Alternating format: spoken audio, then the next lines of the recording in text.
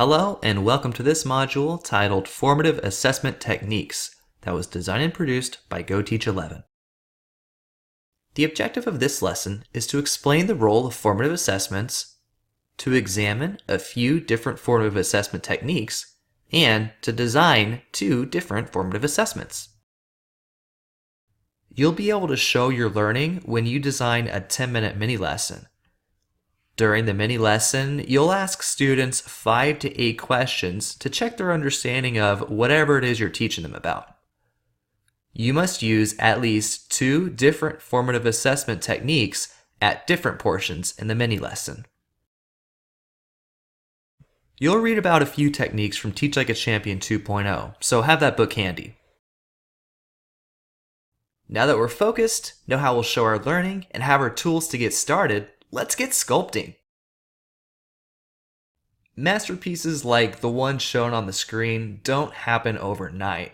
There's a process to achievement. It starts with learning and practice.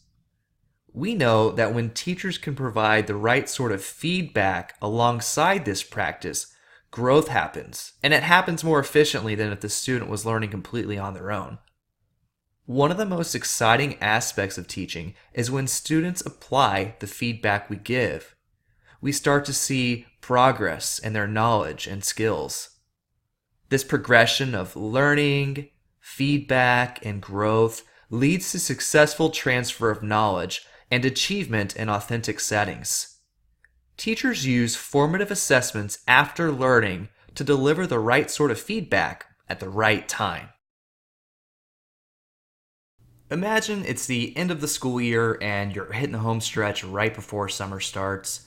You realize, you haven't hit the last few teaks about research, and you want students to practice their speaking skills by making a presentation. You tell the class, okay class, I'm giving you 3 weeks. Research a topic of your choice and present a thesis on it.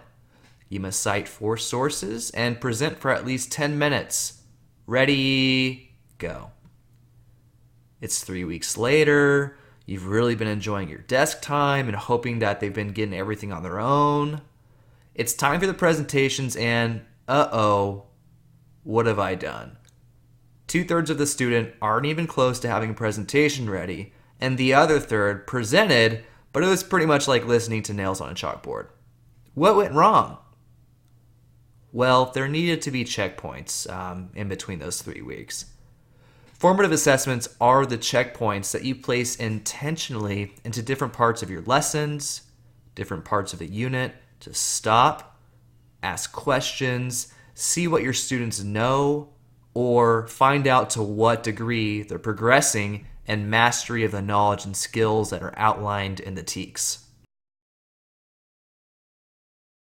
Formative assessments are the small, regular checks for understanding that you intentionally design to see what students know and to what degree they can apply that knowledge.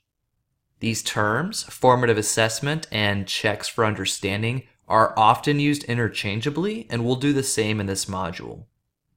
Formative assessments are the questions that you ask students to check their understanding. They could be in the form of quizzes or homework. They can receive grades, but they're also more than that. Formative assessments can be less formal and do not always need to have grades connected to them. Formative assessments can take the form of informal data that you collect. Meaning, maybe you're listening on students' conversations during a turn and talk to see what sorts of vocabulary they're using or how they're explaining concepts, where you're listening for any sort of misconceptions. We wouldn't penalize students for not knowing something and give them a bad grade for it. We would just know that from this informal formative assessment, we may need to clear up a few things in the future. Formative assessments go beyond grades. It's a continual monitoring of student learning that allows you to collect information and adjust instruction as needed. You'll hear the term summative assessment as well, and they're related to formative assessments. Formative assessments are the checkpoints of learning, whereas summative assessments are the final destinations of learning. If you look at the images of the screen and imagine yourself as a ceramics instructor, The formative assessments would represent the feedback that you give at every step of the way in sculpting a cup. The final product, after the cup comes out of the kiln, would be a summative assessment of all the cup crafting skills the student has been developing. Formative assessments happen throughout lessons and within units, whereas summative assessments happen at the end of units and even courses. The STAR test is an example of a summative test that measures several skills. You prepare for the STAR test by giving smaller, shorter, formative assessments that check to see how a student is progressing in each skill. Check your understanding to this point. What's a formative assessment? Why should they be used? What's the difference between formative and summative assessments? Take a moment to pause and consider these questions. If you feel like you have a good understanding, let's move forward to learning about a few different formative assessment techniques.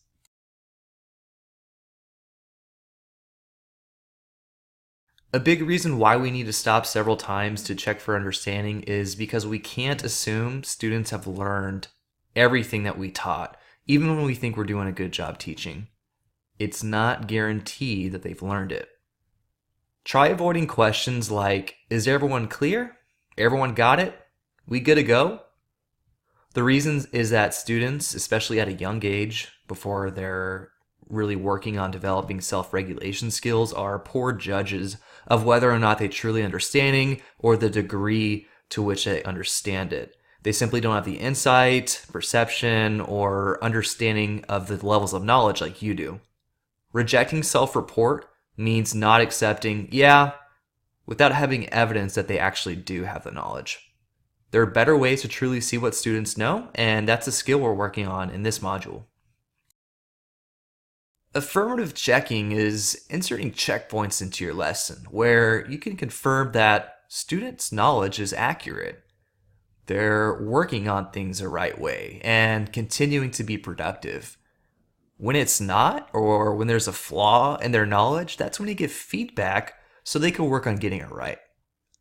In the next few slides, we'll explore 4 techniques that allow you to get in on students' knowledge and provide feedback so the cycle of learning can lead to a progression of growth. The first technique is called Quick Write. Never been crazy about the name, but I am crazy about the technique. It's super simple with low prep time. What you do is prepare a question that's related to your topic of learning and have students respond to the question silently for a few minutes in writing. It's not just the writing that's important, but it's the follow-up too. While students write, you move around the class scanning to see what sorts of ideas that they're writing.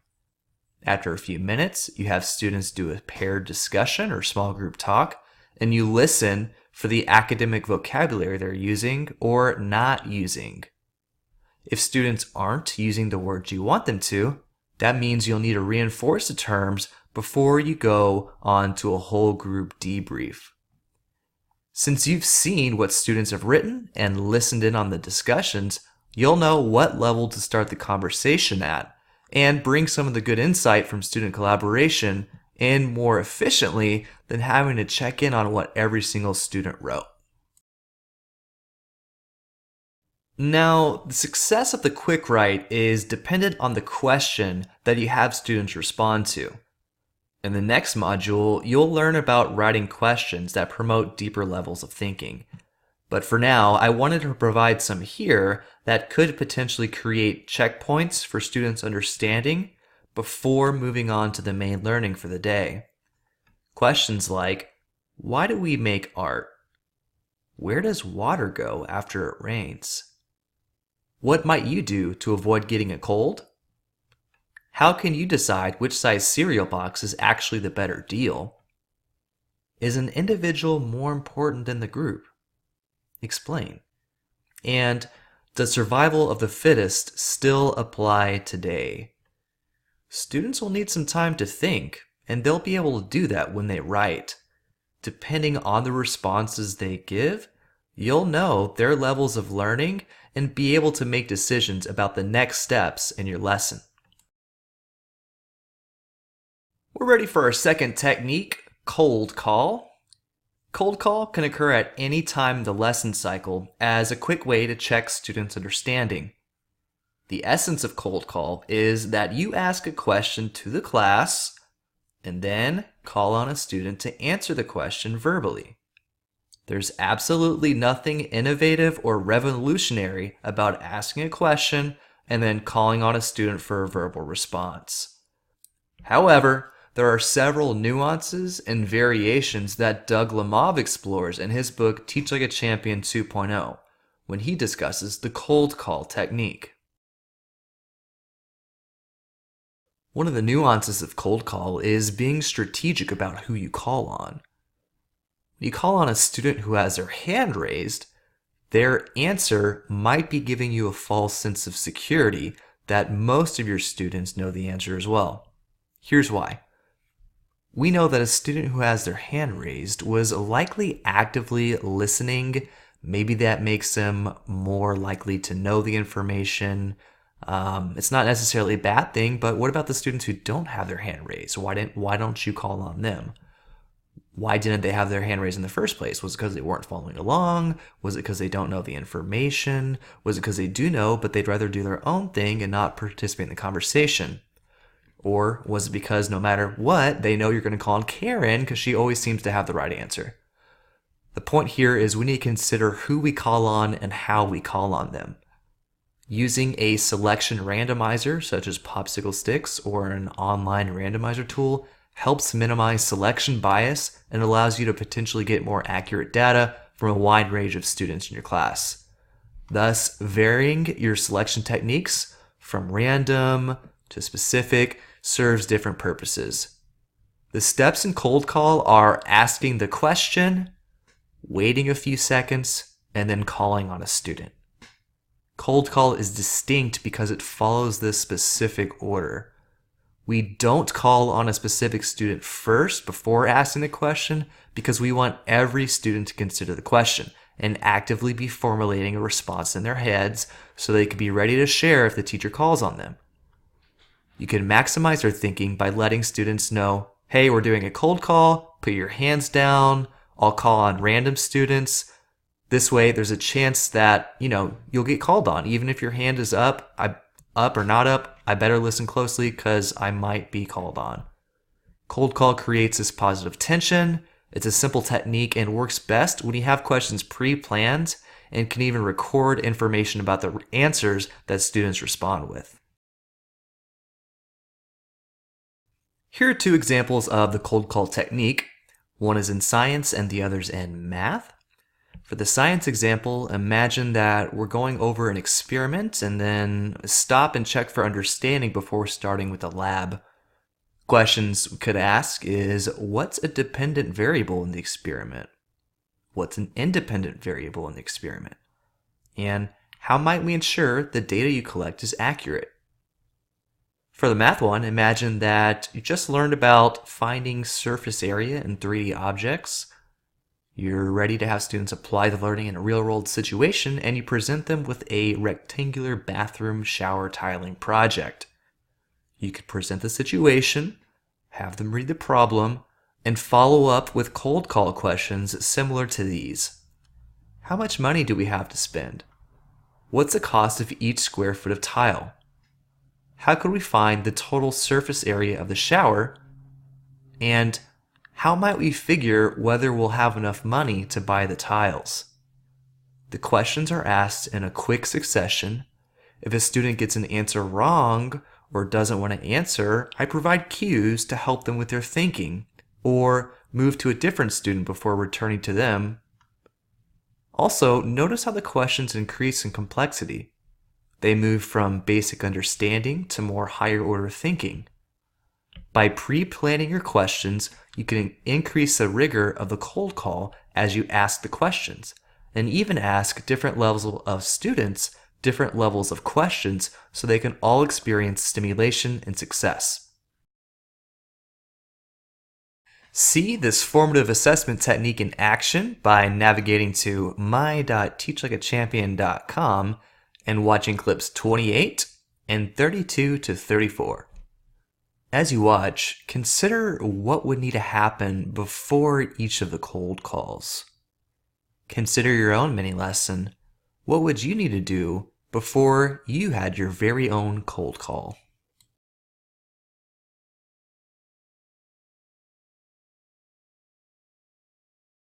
Our third formative assessment technique is Show Me. Show Me has a similar benefit to Quick Writes in that everybody can actively participate in the assessment at one time. In Show Me, you ask the entire class a question, and they respond with a visual cue, either in hand signals or by using a writing surface such as a dry erase board. Scan pages 47 to 51 and Teach Like a Champion 2.0 to learn more information about this technique. Then also watch the 2 video clips that accompany the reading. As you watch the video clips, take note of how every student shows their answer at once. The teacher gives them a cue. There's a procedure to them showing the answer at once. And this is purposeful as it's going to minimize students changing their answers or looking around before writing their own answer. All of this is intended to get more reliable data.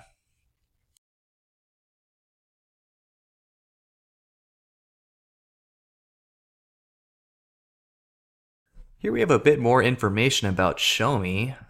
The information in the speech bubble tries to illustrate using a procedure with the Show Me technique. It says, write down your answer to this problem. Put the cap on your marker when you finish to show me you're done. Show me your board on 2, 1, 2, and then students show the board.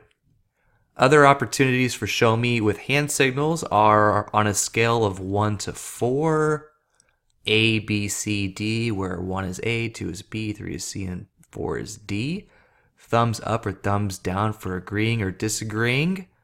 And then moving to the boards, which line shows you the best evidence for this or this?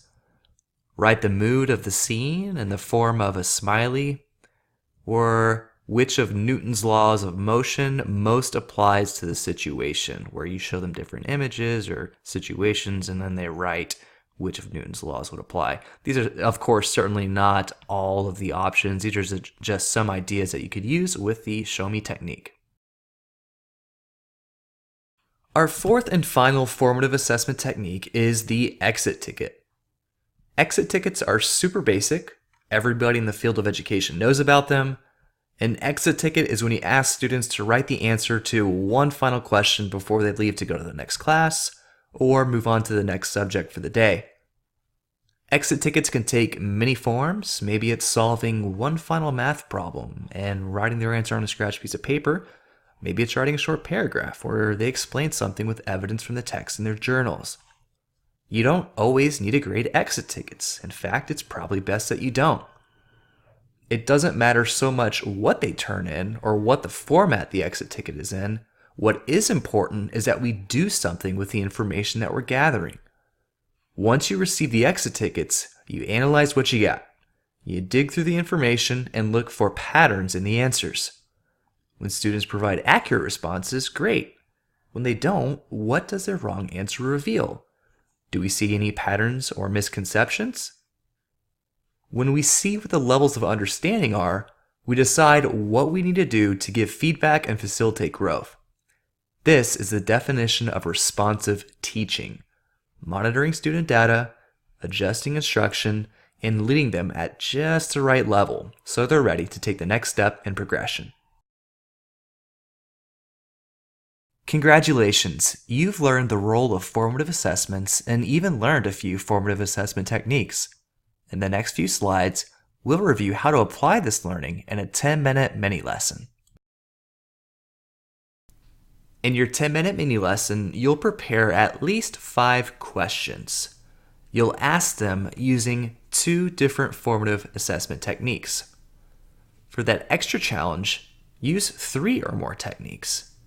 End the mini lesson with a formative assessment, and record pertinent information on a data tracker. Here are a few tips to help you prepare for the mini lesson. Start with the TEKS and select one that you'll base the learning off of.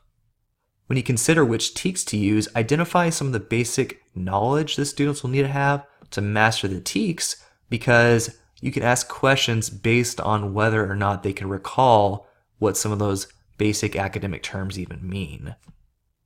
You'll use your planning skills to create a task that requires students to apply their knowledge or skills. Consider starting, though, with a direct teach, where you might resurface some information from a previous learning, or you can choose to even teach some basic information. This could happen verbally by using the dry erase board, or you can even prepare a small presentation where students take notes or participate in the learning in other ways. Then lead them to a problem, or provide a small passage, a small text, or even a graphic where students can practice the learning, apply the learning.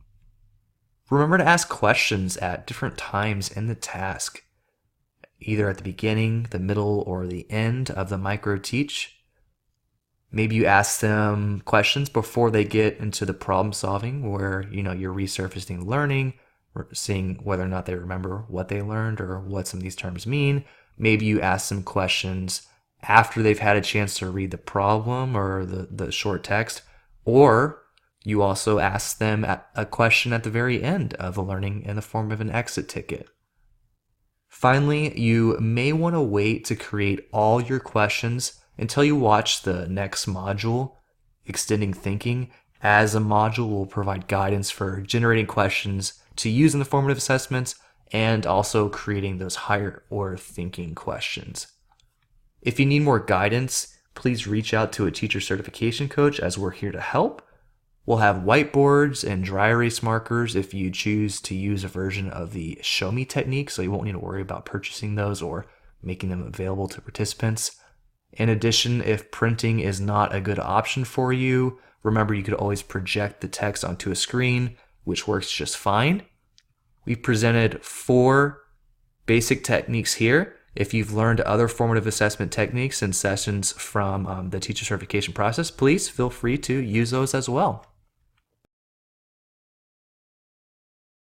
Thank you for watching this course titled Formative Assessment Techniques that was designed and produced by GoTeach11. Feel free to go back and review this module at any time as you prepare for your upcoming mini lesson.